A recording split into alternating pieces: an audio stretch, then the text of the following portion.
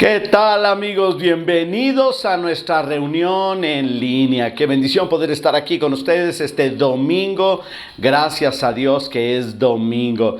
Y bueno, yo quiero solamente recordarles, ¿verdad?, que seguimos teniendo actividades en presencial en todas nuestras sedes. Y bueno, también, ¿verdad?, decirles que en el mes de mayo, ya está pronto a llegar el mes de mayo, vamos a tener una serie de actividades, encuentros con Jesús, ¿verdad? Y también vamos a tener el seminario de libertad financiera. Vamos a tener en varias sedes algunas actividades, así es que si tú asistes a la sede Ágape o a las sedes de nuestra congregación, entonces hay que estar al pendiente porque creo que va a ser un tiempo excelente y lleno de bendición. Igual tendremos en el tercer domingo, como cada año, nuestro Día de la Generosidad, celebrando al Dios generoso. Y bueno, pues ahí está, para no olvidar estas actividades. Pero bueno, pues yo quiero recordarles, ¿verdad?, que estamos todavía en línea y también decirles que tenemos ahorita, en este tiempo no hay el programa Nicodemo, pero ya en el mes de mayo tendremos el programa Nicodemo. Ya les anunciaremos cuál va a ser el tema y bueno, también seguimos con las charlas pastorales. Vamos a orar.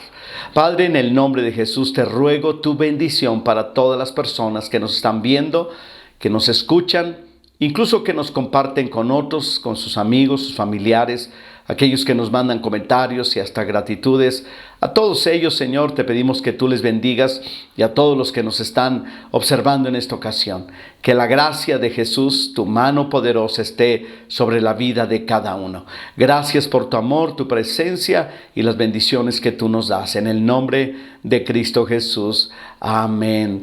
Muy bien, vamos a unos videoanuncios y luego regresamos con el mensaje que tengo para ustedes el día de hoy.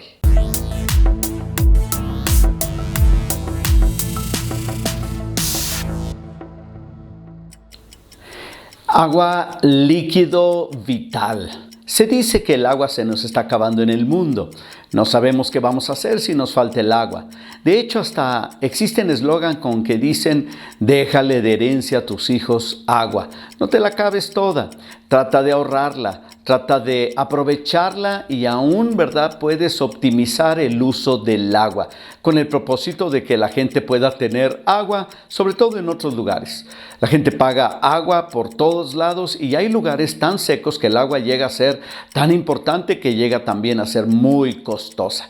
El agua es gratuita, cae del cielo, pero para llevarla hasta nuestras casas y poder bañarnos o lavar los trastes o lo que sea, necesitamos pagar por ella. El agua, líquido vital. De la misma manera, Jesucristo es vital.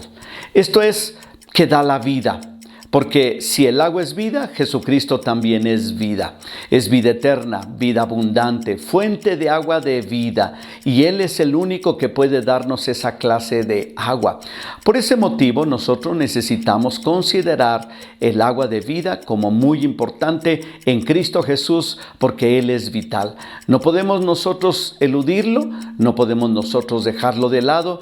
Y sí, es muy importante también heredarlo a nuestros hijos para que ellos puedan conocer el agua de vida que es Cristo, agua vital.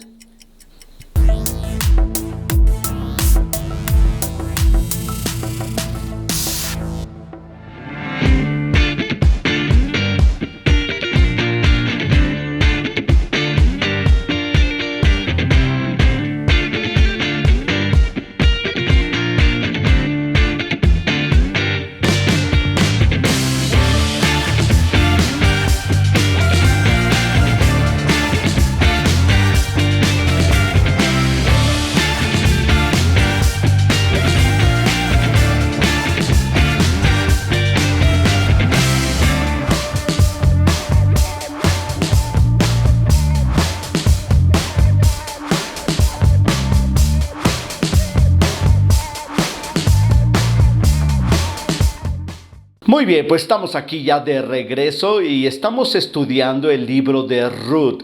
El tema se llama Ruth la inmigrante, una serie que se llama La historia de Ruth, ¿verdad? Entonces, hemos hablado de Noemí, la suegra de Ruth, una historia de tragedia y dolor. Hemos hablado de Ruth, una historia de entrega y de fe. Hemos hablado acerca de, pues, de lo que es la historia, ¿no? De estas mujeres, ¿verdad? Que están en la palabra de Dios. El día de hoy, nuestro tema está basado en el capítulo número 3 del libro de Ruth y se llama Ruth, una historia de la soberanía de Dios. Este es nuestro cuarto tema. Vamos al video de Ruth para que usted pueda leer todo el capítulo y yo regreso después de este video. Capítulo 3. Un día, Noemí le dijo a Ruth: Hija mía, es tiempo de que yo te encuentre un hogar permanente, para que tengas un porvenir asegurado. Vos es nuestro pariente más cercano, y él ha sido muy amable al dejarte recoger grano con las jóvenes. Esta noche estará aventando cebada en el campo de trillar. Mira, haz lo que te digo. Báñate, perfúmate y vístete con tu ropa más linda. Después, baja al campo de trillar, pero no dejes que vos te vea hasta que termine de comer y de beber. Fíjate bien dónde se acuesta. Después acércate a él, destapa sus pies y acuéstate allí. Entonces, él te dirá lo que debes hacer. Haré todo lo que me dices. Así que esa noche bajó al campo donde se trilla el grano y siguió las instrucciones de su suegra. Después de que Booz terminó de comer y de beber y estuvo de buen ánimo, se acostó al otro extremo del montón de grano y se durmió. Entonces Ruth se acercó sin hacer ruido, le destapó los pies y se acostó. Alrededor de la medianoche, Booz se despertó de pronto y se dio vuelta. Entonces se sorprendió al encontrar a una mujer acostada a sus pies. ¿Quién eres? Soy Ruth, su sierva. Extienda sobre mí el borde de su manto, ya que usted es el redentor de mi familia. El Señor te bendiga, hija mía. Muestras aún más lealtad familiar ahora que antes, pues no has ido tras algún hombre más joven, sea rico o pobre. Ahora, hija mía, no te preocupes por nada.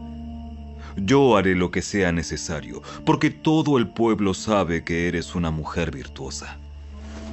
Pero aunque es cierto que yo soy uno de los redentores de tu familia, hay un pariente más cercano que yo.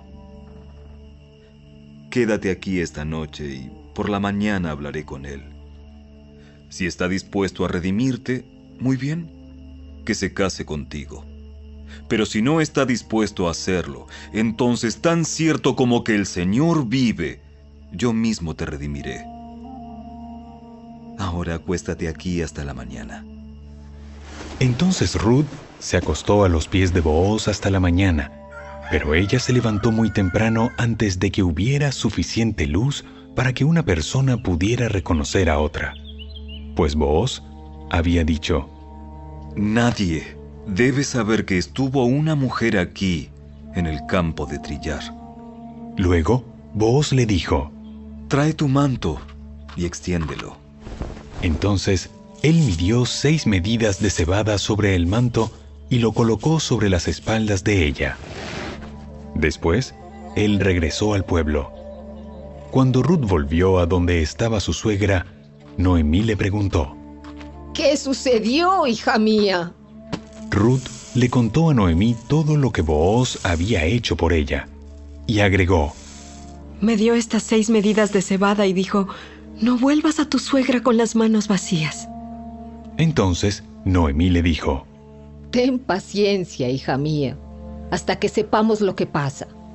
El hombre no descansará hasta dejar resuelto el asunto hoy mismo. Muy bien, aquí estamos ya de regreso, ¿verdad? Yo quiero leer 3 versículos del capítulo número 3 del libro de Ruth.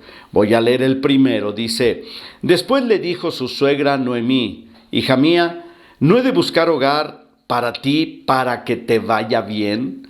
Y luego me voy a ir al versículo número 5. Y ella respondió: haré todo lo que tú me mandes. Y luego me voy al versículo número 18, que es el último de los versículos del capítulo 3. Entonces Noemí dijo: espérate, hija mía, hasta que sepas cómo se resuelve el asunto, porque aquel hombre no descansará hasta que concluya el asunto el día de hoy. Y bueno, como ya les mencioné, yo quiero hablar precisamente acerca de Ruth, obviamente, pero recordando que detrás de todas las cosas hay un Dios soberano, que arma las cosas y aún sin darnos cuenta está muy al pendiente de nuestras vidas. Y ese es el tema, una historia de la soberanía de Dios. ¿No te ha tocado vivir o sufrir alguna situación donde pareciera que no tiene solución? Que te desesperas y te angustias, ¿no? Y de repente algo sucede y las cosas toman un rumbo totalmente diferente. Pero tú estabas llena o lleno de angustia, de tristeza, de dolor, clamabas, no parecía que tu problema tuviese solución. Cuando de repente, como si fuera una varita mágica, ¿no? ¡Ting! ¿Verdad? Que alguien toca algo, ¿verdad? Y todas las cosas de repente cambian, ¿no? ¿Será que hay alguien detrás de todo lo que te sucede moviendo los hilos? ¿Será que sin saberlo nosotros Dios está actuando magistralmente sobre nuestra existencia, nuestros problemas, nuestra familia? Yo creo que Dios ha evitado más problemas de los que nosotros nos hemos metido. Solamente que no lo sabemos. Pero Dios nos ha guardado, y estoy seguro que ha guardado a muchos de nosotros, precisamente de caer en situaciones y circunstancias que luego iban a traer consecuencias terribles. Claro que cuando nos empeñamos en hacer lo malo, pues ahí ya no le dejamos espacio a Dios para actuar, pero muchas veces Dios está detrás de todo esto para arreglar las cosas, ¿verdad? Y incluso, ¿verdad? Encarrila nuestra vida, aún, ¿verdad?, cuando las circunstancias eran improbablemente que cambiaran y aún extrañas para traernos a hacer su voluntad. Yo he contado mi propio testimonio de cómo conocí a Jesús. Y alrededor, ¿verdad?, del testimonio, como seguramente tú y de muchas otras personas, hay cosas inexplicables. No podemos explicarlas. Lo único que podemos nosotros saber es que hay un Dios soberano detrás de todo el escenario que está moviendo los hilos a su voluntad, bajo su deseo y su propósito para nuestras vidas. Y después nos damos cuenta y decimos: ay, con razón me pasó aquello, con razón evitó aquello, ¿verdad? Con razón, ¿verdad? Así es, ¿verdad? Cuando yo me convertí a Cristo, creo que ya me convertí hace bastantes años, entregué mi vida a Jesús.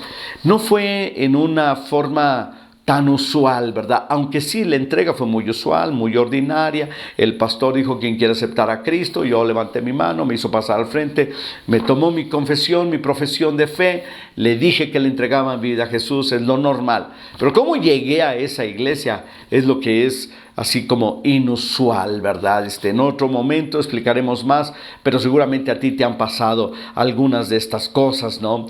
Ahora, ¿cuántas cosas podemos nosotros contar para darnos cuenta que Dios ha estado detrás de todas las cosas, de todo el tiempo, ¿no? Aún incluso no solamente en nuestras propias circunstancias, sino en las circunstancias de nuestros propios padres. Yo vine a Cristo porque un primo mío que vive en otro pueblo, allá en Salinas, se andaba portando mal. Y entonces se le ocurre a mis tíos, ¿verdad?, llevar a mi primo a que se regenerara un instituto bíblico donde preparaban pastores. Eso no se hace, ¿verdad?, porque para eso hay otro tipo de instituciones, pero al final de cuentas lo aceptaron. Y luego mi papá dijo, pues yo también voy a meter a Arturo. Ahora, ojo, yo no andaba igual que mi primo, ¿verdad? A lo mejor andaría peor, pero yo digo que no andaba igual. Pero a final de cuentas, los dos terminamos en el mismo lugar. Ahí conocimos a Jesús. Y bueno, yo hasta la fecha he servido al Señor, porque ahí no solamente me encontré con el Maestro como Salvador, sino también el que me llamó para servirle. Y ahí he dedicado mi vida en los últimos 40 años, ¿verdad? Bueno, más, porque esos son 40 años solamente de pastor, ¿verdad? Entonces, ahí está. Ahora, ¿sabes tú que nuestra historia no comienza con nuestro apellido o no comienza cuando tú tienes memoria de ella? No, nuestra historia comienza en el corazón de Dios. Ahí es donde comienza nuestra historia, ¿no? En el caso de Ruth, ¿dónde comienza su historia? No comienza en el capítulo número 1 del libro de Ruth. Ahí se cuenta la historia, sino la historia de Ruth comienza seguramente muchos años antes y muchos siglos después. No ha terminado la historia de Ruth. Estamos aquí contando la historia de Ruth, ¿verdad? Dios en su soberanía decide incluir a Ruth, la moabita, la inmigrante, la extranjera, dentro de la genealogía del Salvador del mundo. Lo leo. Dice así: libro de la genealogía de Jesucristo, hijo de David, hijo de Abraham. Abraham fue padre de Isaac, Isaac de Jacob de Judá y de sus hermanos. Judá fue padre de Fares y de Sara, cuya madre fue Tamar. Fares fue padre de Rom de Aram, fue padre de Aminadab, Aminadab de Nazón y Nazón de Salmón. Salmón fue padre de Boz, cuya madre fue Rahab, la prostituta. Dice, y Boz fue padre de Obed, cuya madre fue Ruth. Esto que yo estoy leyendo lo describe el Evangelio de Mateo. Y luego sigo leyendo, y Obed fue padre de Isaí, Isaí padre del rey David. Y luego hacia el final de Mateo capítulo 1 dice, Jacob fue padre de José, el marido de María, de la cual nació Jesús, llamado el Cristo, o sea, el Salvador del mundo. Imagínate nada más. Este tema tiene que ver con la soberanía de Dios, porque la historia de Ruth nos habla de la soberanía de Dios. Entonces, pues de alguna manera nosotros podemos ver esta bendición, ¿verdad? Fue una mujer que estuvo también dispuesta a hacer la voluntad de Dios, ¿verdad? Ella dispuso su corazón aún sin saberlo. Imagínate ahí donde leímos, le dice, ¿verdad?, su suegra Noemí, ¿verdad? Hija mía, no he de buscar hogar para ti para que te vaya bien. Y luego sigue diciendo, no vayas a otro lugar, ve con tu pariente Boz, te vas a poner bonita, así le dice, te vas a lavar, te vas a poner tu mejor vestido, ¿verdad? Y luego te vas a ir allá con el hombre, ¿verdad?, llamado Boz, que es nuestro pariente más cercano. ¿Qué hubiera pasado si Ruth hubiera dicho, no, a mí me gusta el pandillero de ahí de la vuelta, ¿verdad? A mí me gusta esta otra persona, es más, yo ni me quiero casar, la verdad es que ya estuve casada, ¿verdad? Y se me murió mi marido, no quiero saber más de maridos, ¿verdad? Y se pone berrinchuda, así como tú comprenderás, porque todos en algún momento nos ponemos, decimos en México, rejegos, esto es, difíciles, duros, necios, decimos que no y resistimos a lo que Dios nos está llamando a hacer. ¿Qué hubiera pasado si Ruth decide renunciar a la soberana voluntad de Dios? ¿Qué hubiera pasado si se rebela contra la suegra y le reclama cosas, ¿no? Como muchos hijos ahora reclaman. ¿Qué hubiera sucedido? Gracias a Dios que no sucedió eso. Ahora, hablemos un poquito de la soberanía de Dios. ¿Qué significa la soberanía de Dios? La soberanía de Dios significa que Dios es el que hace su voluntad sobre toda la creación. A veces nosotros creemos que hacemos nuestra voluntad, pero a veces nosotros somos el efecto de algo que ya sucedió. Y decimos, yo hago lo que quiero. Y al final de cuentas decimos eso porque en realidad traemos otro problema por ahí, ¿verdad? Y queremos salir de él, ¿verdad? Pero en realidad el único que puede gobernar sobre todas las cosas es precisamente nuestro Dios. Quiero leerles un pasaje de la Escritura para darnos cuenta cómo es eso. En Primera de Crónicas, primer libro de Crónicas, capítulo número 29, en el versículo número 11 dice: Tuya es, oh Señor, la magnificencia y el poder, la gloria, la victoria y el honor, porque todas las cosas que están en los cielos y en la tierra son tuyas.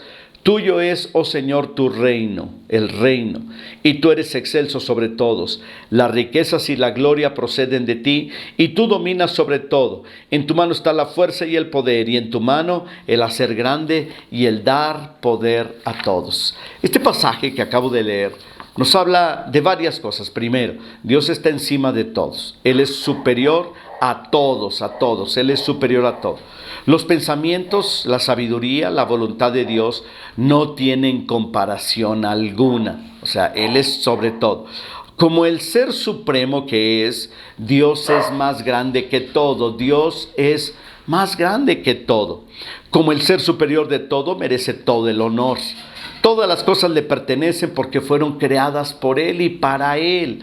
Y finalmente Dios tiene dominio sobre todas las cosas que suceden en el universo. Esto nos enseña, a final de cuentas, que Dios sabe todo lo que sucede y que además Dios está al tanto y al pendiente de tu vida y de mi vida.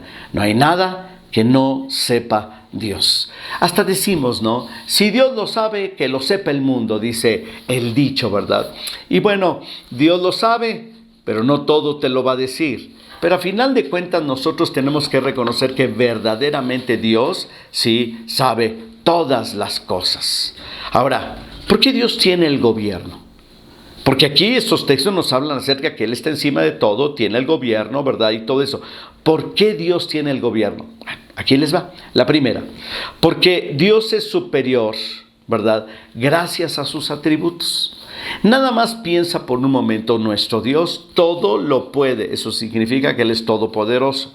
Nuestro Dios, ¿verdad? Todo lo sabe. Esto es, que es omnisciente. También, ¿verdad? Nuestro Dios no puede ser impedido de nada, ni tampoco puede ser impedido por nadie.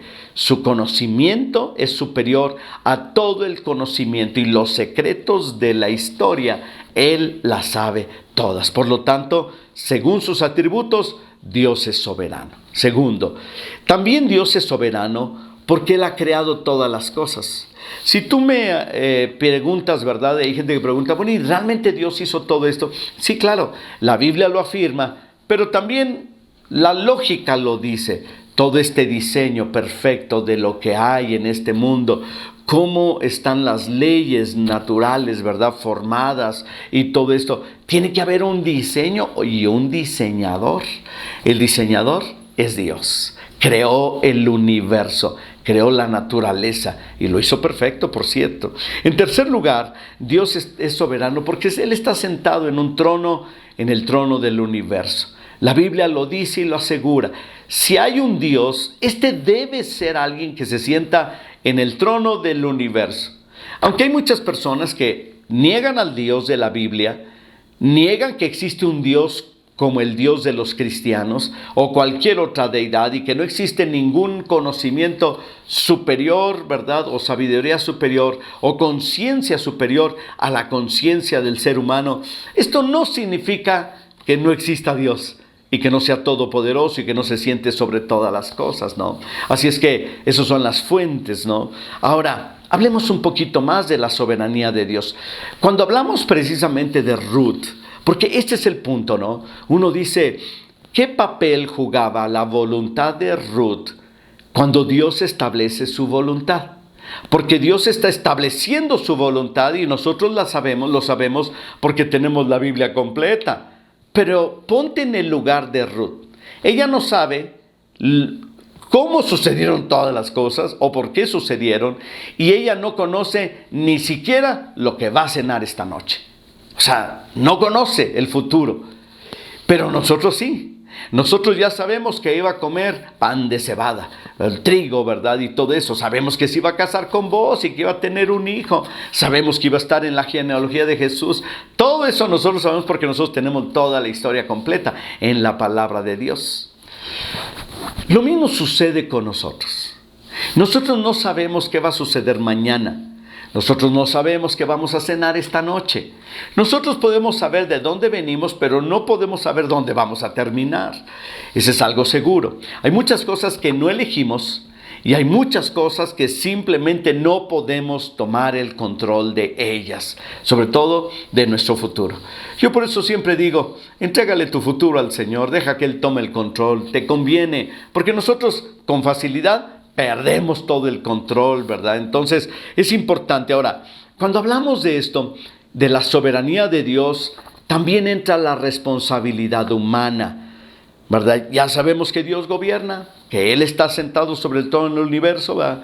Pero ¿cómo nosotros empatamos o armonizamos entre la soberana voluntad de Dios, que Él va a hacer lo que Él quiere, y nuestro libre albedrío, nuestra libre voluntad? ¿Cómo es eso? Bueno, en primer lugar, en su soberanía Dios elige que tuviéramos libre elección. Dios lo elige. Es más, no solamente lo elige, no lo entrega. Es un privilegio nuestra elección, nuestra voluntad. El libre albedrío es un privilegio dado por Dios. ¿Por qué Dios no lo dio? Porque Él es libre o tiene libre voluntad, libre albedrío. Y Él dijo, quiero que sean como yo en eso. Entonces, eso es lo primero. Dios decide que tú tengas libertad. En segundo lugar, ¿verdad? Dios te va a usar todas las cosas para ir impulsándote a que tú puedas hacer y terminar haciendo la voluntad de Dios. Pero lo vas a hacer en tu propia voluntad. Dios no te va a obligar. Dios te va a enamorar, te va a seducir, te va a atraer, te va a mostrar su gracia, su amor y su misericordia. Y tú puedes decir no quiero, o puedes decir no me puedo hacer a un lado y yo me aviento estos brazos del Señor, ¿verdad? Entonces, pero es tu decisión. No es la decisión de otra persona, es tu decisión, ¿verdad? Que tú decides entregarte tu vida a Cristo, porque eso es precisamente lo que Dios quiere. Nadie debe seguir a Cristo, amar a Dios, hacer su voluntad y servir a los demás, ¿verdad? Por servir a Dios de manera coercitiva, impositiva, obligada y amenazada. Nadie debe hacerlo. Dios te ama. Es la motivación más importante para que tú le ames y le ames según tu propia voluntad, o sea, porque tú quieres hacerlo. También la voluntad de Dios no siempre va a ser del agrado de todos. O sea, estas cosas son importantes, ¿no? Dios en su soberanía decide entregarte libre albedrío. Luego, ¿verdad? Con este libre albedrío Dios te llama para que tú decidas caminar con Él. Y finalmente, ¿verdad? La voluntad de Dios a veces no es del agrado de la gente, de los demás, ¿verdad? ¿Por qué? Pues porque somos orgullosos, egoístas, vivimos solamente para nosotros. Y cuando nosotros decidimos entregarle nuestra vida a Jesús, le entregamos nuestra voluntad. Esa soberanía que tenemos sobre nuestra propia vida, decidimos que ahora Jesús será Señor de cada uno de nosotros, ¿no? Entonces ahí está. Ahora, ¿cómo Dios gobierna nuestras vidas? ¿Cómo lo hace? Determinamos que Dios es soberano, Señor de todas las cosas. ¿Realmente es la voluntad de Dios para nuestra vida o de nuestras vidas? Si Dios es Señor, ¿cómo podemos relacionarnos con Él y su voluntad? Aquí te van algunas ideas. La primera, acepta que Dios es el Señor de tu vida. Que no es nada más tu Salvador, sino que es tu director. Sométete a su voluntad.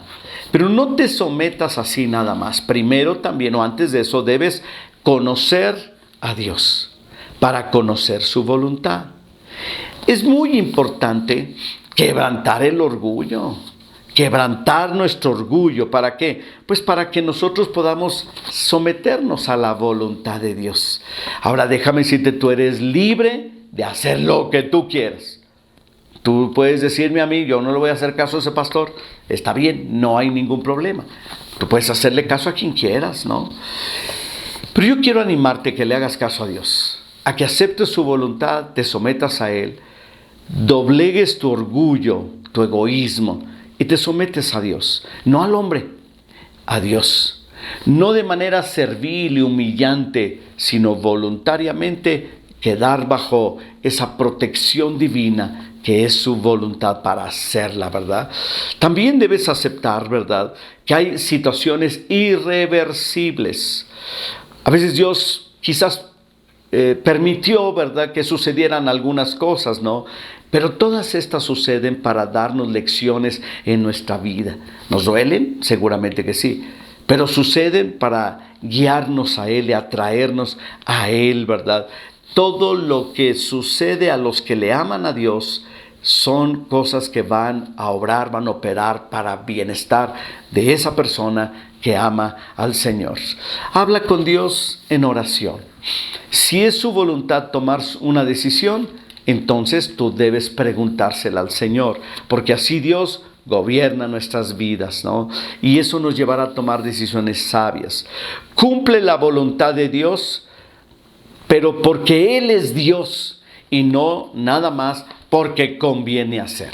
Hay gente que obedece, incluso hay personas que quieren que sus hijos vayan a la iglesia para que se porten bien, para ellas, los padres, tener como una especie de descanso y poder dormir toda la noche. No, si tú o yo vamos a hacer la voluntad de Dios, ha de hacerse, ¿verdad?, porque Él es Dios. Y no porque nada más porque nos conviene, lo cual sí nos conviene. Obviamente tendremos bendiciones, grandes resultados, muchas cosas buenas, pero no debemos hacerlo precisamente por eso, sino que lo hacemos por el hecho de que Dios se agrada de lo que nosotros, ¿verdad?, hacemos cuando le obedecemos, cuando nos sometemos a Él y buscamos su voluntad. Algo que me llama la atención, ¿verdad?, es que muchas personas son buenas para ser argumentadores, ¿verdad? Argumentan. Miren, la humildad ante Dios no argumenta, solo obedece. Si tú dices, no, pero entonces no puedo ni siquiera preguntar, pues puedes preguntarle a Dios, Señor, ¿por qué quieres que haga esto? ¿Verdad? ¿Hay algún motivo, alguna razón? Dios te va a decir, si no es que ya lo dijo en su palabra, para que te vaya bien y seas de larga vida, para que yo te bendiga y todas mis promesas se cumplen y mis promesas son sí, amén en Cristo. O sea, te lo va a decir para que tengas vida y vida eterna y vida en abundancia, para que seas testimonio a los demás, para que el Señor te prospere tu camino y todo lo que hagas te salga bien. O sea, ahí están las razones. Entonces, no es un asunto de ¿por qué lo voy a hacer? O sea, ¿de qué se trata? ¿Me quiere Dios tener como su esclavo? Pues mira, déjame decirte que al final de cuentas sí, pero este Señor trata a sus esclavos como ningún otro Señor, porque Él es bueno. Él sí se relaciona con sus hijos, se relaciona con sus siervos y los ama y dio su vida por ellos. Por eso nos conviene a nosotros aceptar su voluntad, someternos y hacer lo que Dios nos está diciendo. Ruth la moabita, esta inmigrante que llega, ¿verdad?, y está en los campos ahora de Israel. Ahora ella es la inmigrante. Ahora ella está cosechando, ¿verdad?, para otra persona, tratando de mitigar el hambre de ella y de su suegra, que eran pobres de los pobres, ¿verdad? Pero Dios siempre tiene propósitos y objetivos. Detrás de todo lo que vemos está Dios moviendo sus hilos. Ahí está el Señor, ¿verdad?, tratando de hacer que la gente entienda, yo tengo el control, dice el Señor. Yo estoy detrás de todas las cosas. No tengas miedo, no tengas temor. Entrégame tu vida y tu futuro y verás cómo Dios, yo no Arturo, sino Dios, ¿verdad?, te dice, yo estoy contigo todos los días. No habrá nada que no sea resuelto y que no tenga un propósito mío detrás de todo esto. Ahí está esto para tu vida, para tu corazón. Ahora, finalmente, ¿Cuál es la actitud mejor para hacer la voluntad de Dios? La mejor actitud para hacer la voluntad de Dios es la alegría. Cuando tú eres un hombre, una mujer que cumples la voluntad de Dios de manera alegre, contento, contenta, satisfecho, sabes que es lo correcto, que a Dios le agrada y tú te sientes plena, pleno, realizada, realizados, nos sentimos, ¿verdad?, al hacer la voluntad de Dios. Es como cuando un hijo quiere agradar a su papá y lo hace. Y se siente el padre orgulloso del hijo y el hijo orgulloso de haber podido, ¿verdad?, agradar a su padre, y lo hace con alegría. La voluntad de Dios hay que hacerse con alegría. No veo a Ruth en ningún momento quejarse de lo que había sucedido y de lo que le estaba diciendo su nuera su suegra Noemí, que tenía que hacer. Así se hace la voluntad de Dios. Dios te bendiga.